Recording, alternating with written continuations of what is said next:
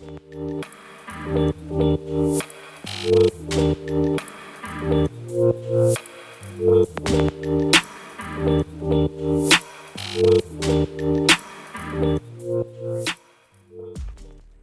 to the Manage Self, Lead Others podcast. My name is Nina Sunday, and today I have with us Mark Schulman, who's an international speaker. He speaks on the power of attitude to companies like Dell, American Express, IBM, and he's also international rock and roll royalty because he's been drummer for Pink. He's toured and recorded with Billy Idol, Sheryl Crow. I'm going to go on with a long list. Foreigner, Stevie Nicks, Destiny's Child, Cher and Tina Turner. Winner of numerous gold and platinum discs, and he's appeared on just about every American and European TV talk show, The Tonight Show, David Letterman, American Idol. Mark's message is about the power of attitude. Welcome, Mark, to Manage. Thank you, Nina. What an intro. I want to take you everywhere. And you're quite a rock star yourself in the speaking business, so I feel honored to be. It's fun, like speaker to speaker. I rarely get to do podcasts with other speakers where we can really dive into the nuance. Exactly. So we've been having a conversation about the power of motivation, and my question was, why is it that some people are self-motivated and others are not, and can you learn to be more self-motivated?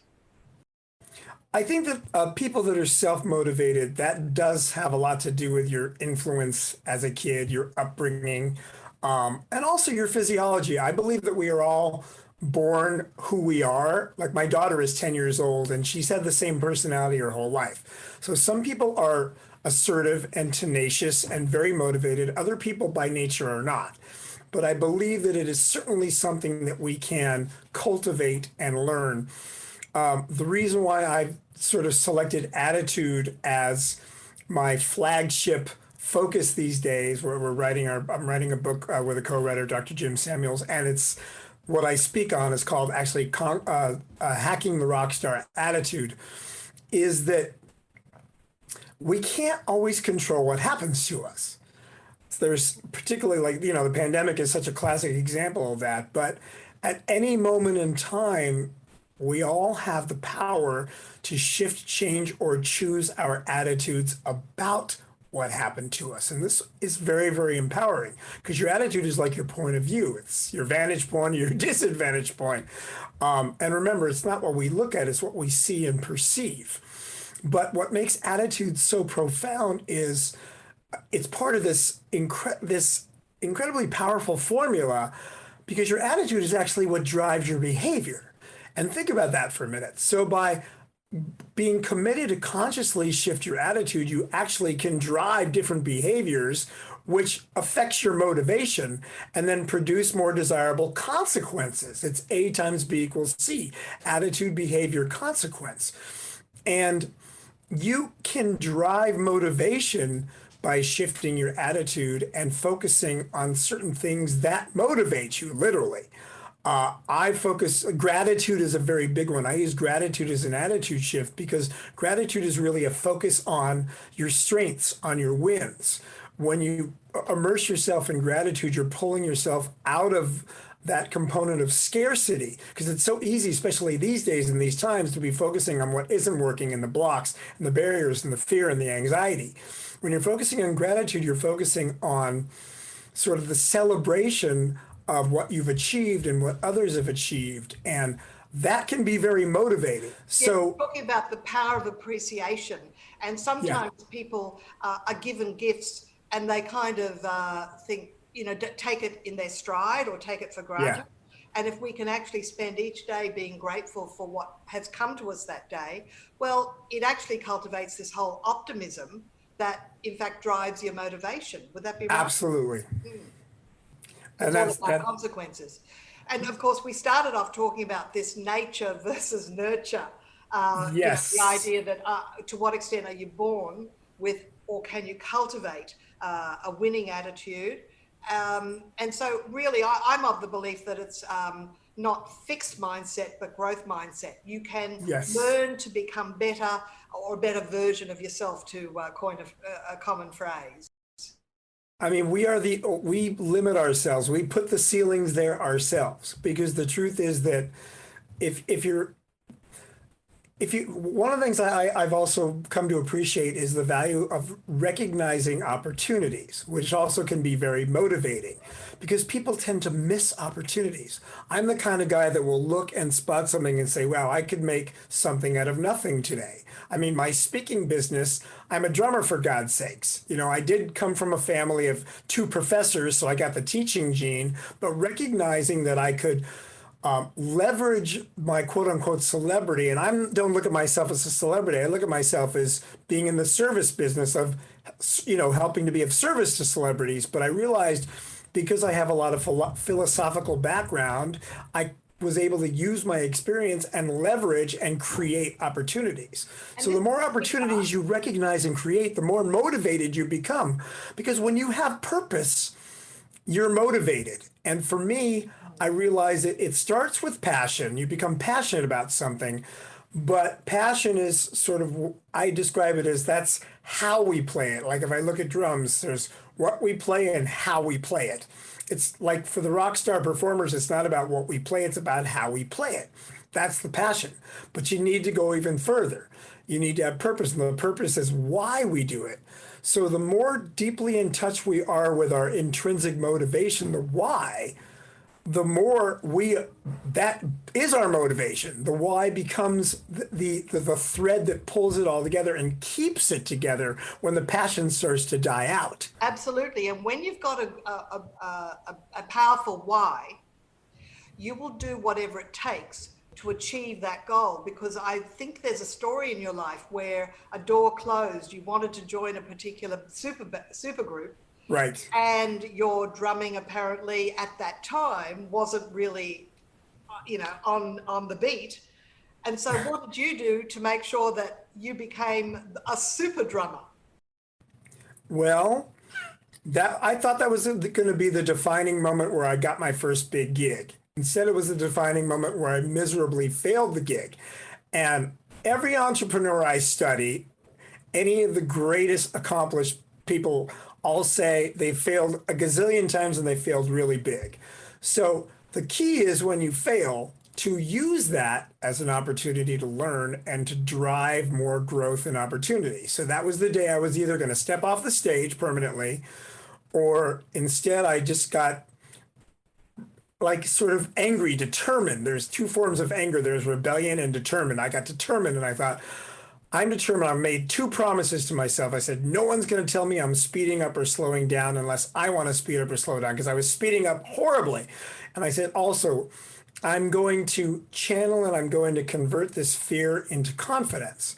So I made that agreement with myself. So that's what I focused on. I spent 2 years doing this music program only to work on my internal sense of time, my internal meter, to make sure that no matter given what situation, no matter how nervous I'd ever become, I could still have a solid tempo, because that's the foundation not only for drummers, but for every other musician. And then the other one is that I would transform my fear into confidence. And that's when I got really committed to studying and learning about philosophy and understanding how I could channel this and how I could recognize the opportunity and then take advantage and take action. Because I said, even when I go on the road, I think, well, I could go out and party tonight, or I could write my book. I could write a speech. I could come up with a new concept. I could do a new video. And I start to get motivated because I see the opportunities. And that's what makes me excited, is the opportunity of creating. You've also got an overarching purpose, that why, that drives. Yeah. What motivates us the most, I think, is, we like to say it's all about the journey, but the truth is that goal.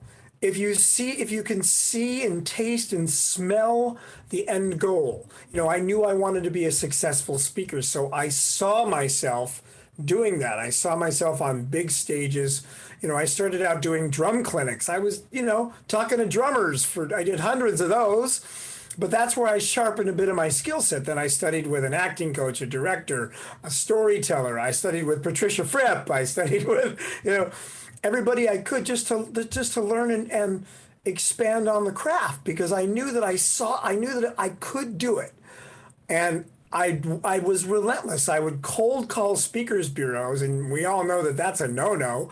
But I had a good opening line because I said, "Hey, I'm the drummer for Pink, and I've got this really cool top performance speech that I think might interest you, and it's very different. Can I have 30 seconds of your time?" And nobody said no. So that's how I developed.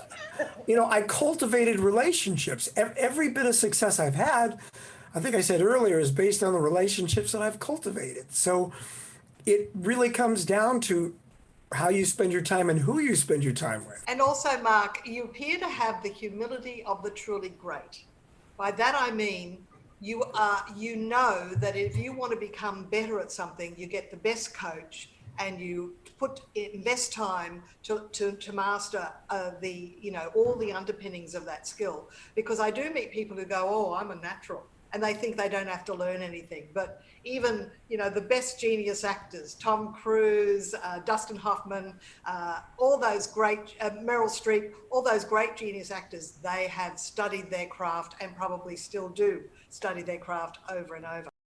Oh my God. I got to tell you that, to me, people like you, the successful speakers are my rock stars now. I'm really good friends with Dan Thurman and Shep Hyken and Michael McQueen. And, these people I study, I'm humbled by people that are great at this craft because I believe that even though I'm successful at it, I'm still one of the new kids on the block because so many people have been doing it for so many years. So I believe we're conduits. I don't believe that it's me. I don't for 1 minute think that it's my ego. I do the work. I can take responsibility for doing the work, but what comes through me, I think that it's so senseless and almost embarrassing when people take credit for stuff that comes through them, take credit for creativity and take credit. It's like, no, you are fortunate enough to have some natural ability to be a conduit, to be connected with something that is firing through you. So have humility, for God's sake. It's interesting you should say that, because one word for it, I think, is the superconscious. And it's the thoughts of the whole world. In other words, if you've got an idea for an innovation or an invention, do something with it, because it's certain that there's another person on the other side of the world with exactly the same idea. The person that will succeed will be the one that takes massive action. Just as I believe the Orville brothers may have invented flight, but someone else actually did invent it, but they didn't do something with it. So no one knows about them. But they I know Malcolm Gladwell talks about that. I forget who the actual inventor is. Yeah. But, and it's funny, and sometimes the first inventor is not the big success story. Sure. Like you had MySpace, which was moderately successful, but then you had Facebook, which was an expansion of MySpace that sort of took over, and wow, so you don't have to be the first. You need to be the most tenacious and the one that's aware that you're responsible for getting your brand out there. And doing everything you can do. Plus, if you believe in your message, then you believe, like I believe that I am of service. Everything I do is of service. When I'm on stage with Pink, I'm of service to Pink, the band, the audience, the crew. When I'm giving a speech, I'm of service to the audience. I don't dare ever think, wow, it's all about me, baby. Look at me. I'm like, if I'm not motivating you to make a change, to take action in your life, then I shouldn't be up here. Well, that's a very refreshing attitude, Mark. And I think that's really how we can serve, if we take that attitude of the point of view of the person that we're trying to impact. It's not about making us look good. It's about the message that we're communicating. So it's making them look good. Like I always tell people, when I'm done, I don't want you to go, "Oh man, Mark's such a rock star." I want you to think, "Oh, I feel like a rock star," because that's my goal when I speak, is to impart and give people that swagger and some of the secrets and some of the secret sauce, so to speak, that they can actually use to enhance their personal and business lives by shifting their attitudes. Because the stories I tell are mostly about the rock and rollers and myself and experiences that we've had, but that's what we're here to do, right? As a speaker, it's like you don't get on stage to make yourself to blow yourself up. You get on stage because these people need to hear you. They need to walk away with something that's valuable that they needed to hear that day. So if we take this back to the workplace and to say middle managers who are leading a team, I think could the flaw be is a manager who thinks that they have to be the source of all the good ideas, and it's the kind of look at me, aren't I great? Whereas isn't it their role to improve or increase the capability of their individual contributors? Do you have something to say about that? Well, all I can say is I completely agree, because the most effective leaders are the ones that empower the people that they lead. Even I remember Nelson Mandela talking about his father, who was the head of a tribe, and his father, they'd go to these tribal meetings, and he used to go when he was a kid, and his father would let everybody else talk, and he would speak last. That way he was able to, everybody else really felt like they were heard and felt like they were listened to. You know, what I found is one of the greatest bits of power any of us can have is being a great listener. Yes. And if people feel like they're being heard, you are empowering them. So if you go and you act autocratic and dictatorial, you're not serving people. You're actually sort of barking at them.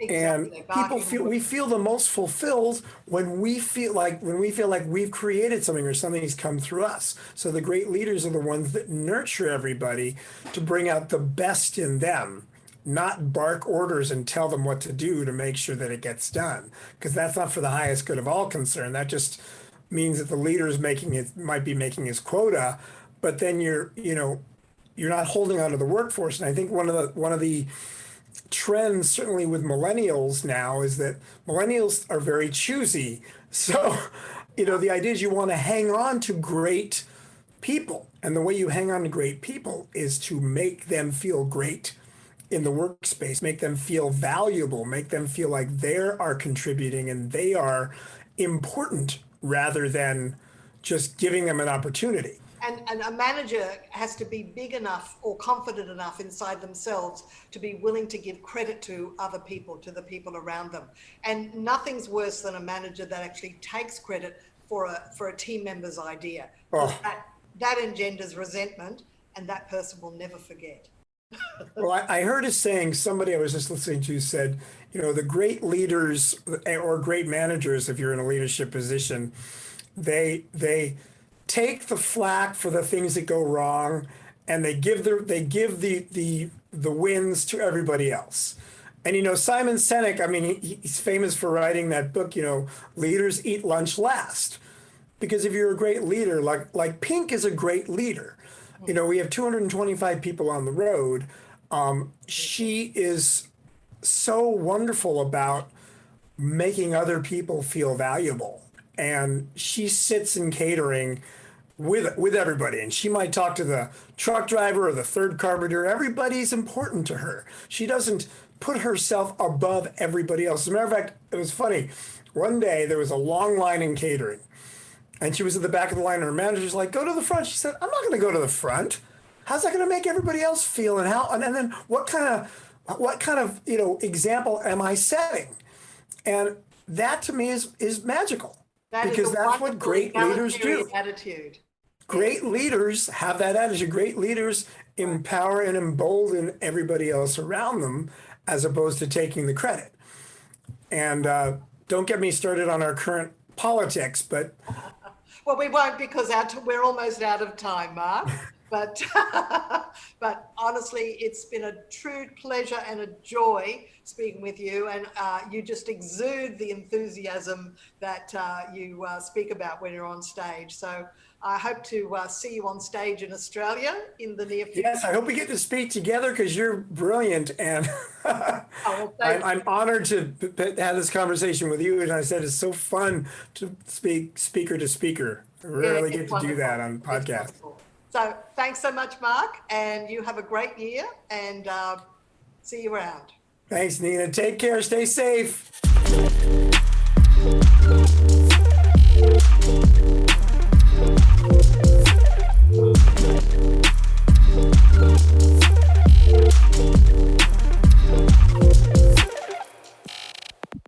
This podcast is a part of the C-Suite Radio Network.